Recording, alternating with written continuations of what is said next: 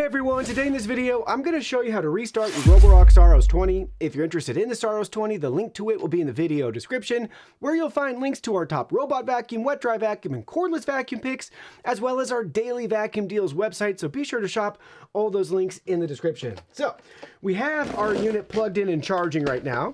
It's currently powered on, the lights are solid white. So to restart your unit, this is just a simple power cycle. We'll be turning it off and back on. You're not going to lose any data or anything like that. Just press and hold the power button for a couple of seconds.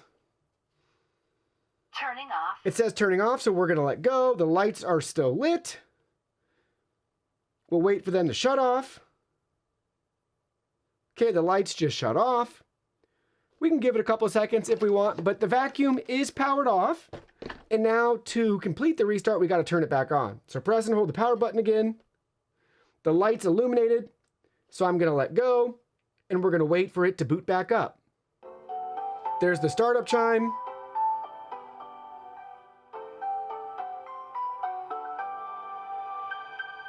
Lights are solid. We're ready to start using it again. That's how you restart or reboot the Roborock Saros 20.